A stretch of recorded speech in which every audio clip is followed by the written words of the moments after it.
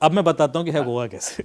ठीक है, यस, तो फिर लोग मुझे सुनाते हैं कि सर आप ऐसे मत क्या कीजिए, ओपनली बता देते हैं, क्रिमिनल्स मिसयूज करेंगे। एक टेक्निक बताऊंगा, ऐसी 12 तरीके हैं, लेकिन मैं एक अच्छा तरीके 12 तरीके ऐसे से हैक हो सकता है। हाँ 12 सिंपल तरीके हैं, ओके सर।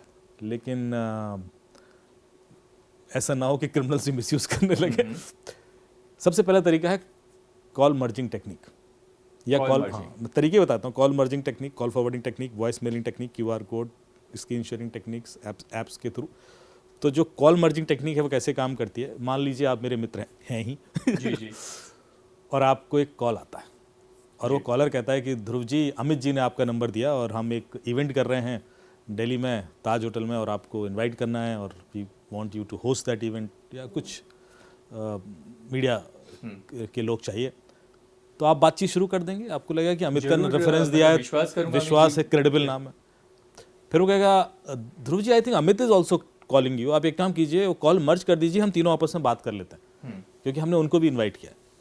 तो आपको एक और कॉल आ रहा होगा पैरेलली, आप कहेंगे यार ये अमित का नंबर तो नहीं है, नहीं वो उनका वीआईपी नंबर है, आप मर्ज कीजिए ना, बात करते हैं ना अभी तुरंत क्लोज करते हैं इसको। ओके।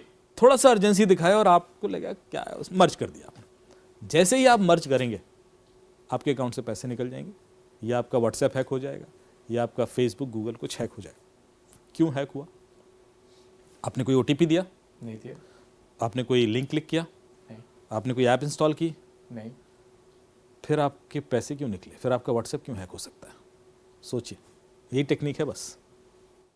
कैसे? मैंने आपने दो इनकमिंग कॉल मर्ज की, यस यही क्या? यस। चैलेंज यह था कि दोनों इनकमिंग कॉल अननोन नंबर से थी, इसमें से एक भी नंबर आपके फोन में सेव नहीं था। बिल्कुल करेक्ट? यस ये वाला भी अननोन था, वो भी अननोन था। यस। बस यही नहीं करना है। ये जो दूसरा कॉल आपको आया वो ओटीपी का कॉल था। आजकल सारे ओटीपी कॉल पे आते हैं। ओके। जो पहले एसएमएस पे आते थे, now you have an option to invite them on call. WhatsApp का ओटीपी कॉल पे भी मंगा सकते हो, Yes. बैंक का ओटीपी कॉल पे मंगा सकते हो, गूगल का ओटीपी कॉल पे मंगा सकते हो, फेसबुक का ओटीपी कॉल पे मंगा सकते हो। तो जब वो क्रिमिनल आपसे बात कर रहा है, जो पहला कॉल है वो तो क्रिमिनल का है, वेरी क्लियर। उसने कहा अमित जी का कॉल आ रहा है, अमित का इस कॉल से कोई लेना देना नहीं है। तो दूसरा कॉल वो बैंक का है, वो बैंक के ओटीपी का कॉल है, आपने कॉल मर्ज कर दिया। जैसे ही आप कॉल मर्ज करोगे तो क्रिमिनल को ओटीपी सुनाई दे जाएगा। By the time you realise कि यार ये अमित क्या बोल रहा है, तब तक तो वो रेडी है ना अप्लाई करने को, कोड अप्लाई करेगा और ओके। तो आपका ओटीपी ही तोड़ाना है। बिल्कुल।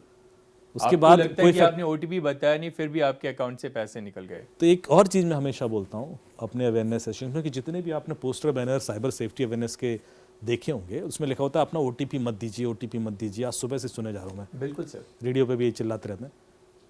एक्चुअली कोई कभी ओटीपी देता ही नहीं है। अभी आप कितने भी केसेस देख लीजिए, कभी ऐसा हुआ कि आपसे कहा हुआ कि ध्रुव जी अपना ओटीपी बताइए, हाँ हाँ लीजिए ना, ये लिख लीजिए। अच्छा वो अपना पासवर्ड भी तो बता दीजिए, हाँ हाँ पासवर्ड भी लिख लीजिए। ऐसा होता है क्या कभी? नॉर्मली क्या अपना पासवर्ड मत दीजिए, ओटीपी कोई नहीं देता। 99.99% लोग नहीं देते, बहुत ही रेयर होगा जो शायद दे भी दे। ओटीपी एक तरीके से निकाला जाता है, एक कहानी होती है उसके पीछे, और वो कहानी जब तक लोगों को पता नहीं होगी, और वो कहानी सुनना चाहूंगा सर। वो तो निकलता रहेगा। जी बताइए। तो एक बड़ी इंटरेस्टिंग और ओटीपी निकालने की कहानी बताता हूँ। मेरे एक मित्र हैं, वो यूएस से आए हुए थे, यूएस में एक कंपनी में काम करते हैं। लखनऊ में थे, अपनी माता जी को थोड़ा सा तीर्थाटन करा रहे थे, वो घुमा रहे थे।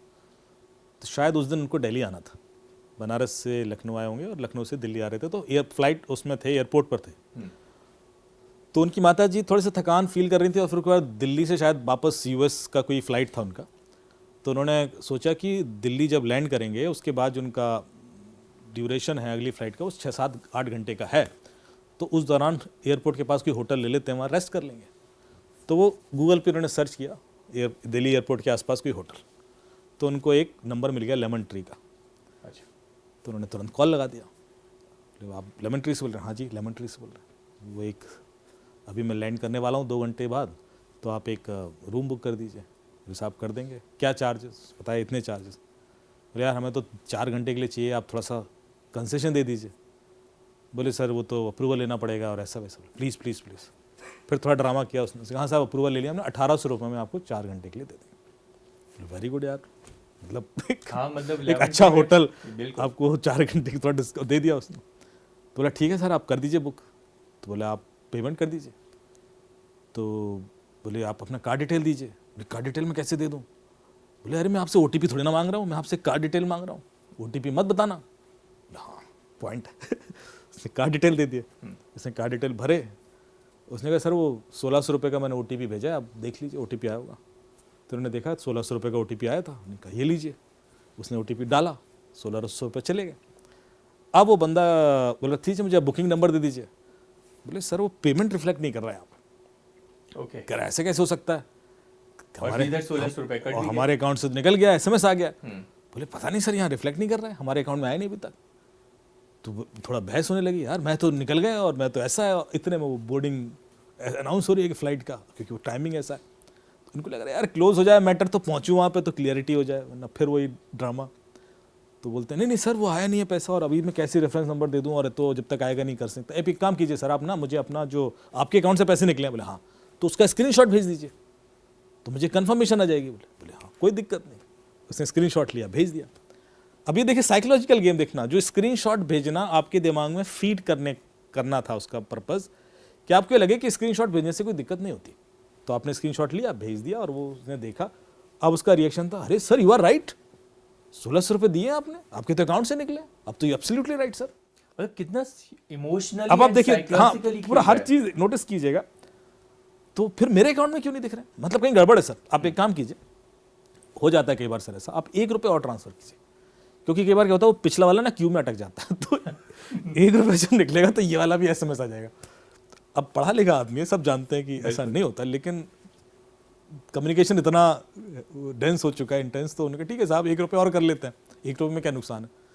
तो उसने बोले 1 रुपये का फिर ट्रांजेक्शन किया। बोले सर वो OTP आया होगा बता देना। तो इन्होंने देखा तो वो OTP 16,000 रुपये का था। बोले यार ये OTP तो 16,000 का है।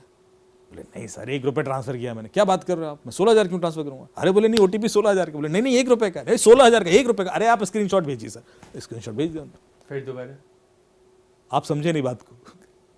पहली बार जब स्क्रीनशॉट भेजा था तो उसमें OTP नहीं था, अब जो स्क्रीनशॉट भेज रहा उसमें तो OTP है। आपसे सीधे सीधे OTP नहीं मांगा, आपसे घुमा से स्क्रीनशॉट निकलवा लिया।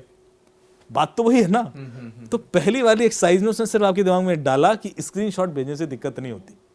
जैसे ही दूसरी बार में स्क्रीनशॉट भेज जाओ, उसने ओ ये क्या कर दिया मैंने तो OTP भेज दिया। तो उसने अप्लाई किया, निकल गए 16,000। ये तो वो फ्लाइट बोर्ड करने वाले थे। तो आप देख रहे हो टेक्निक्स कितनी सोफिस्टिकेटेड।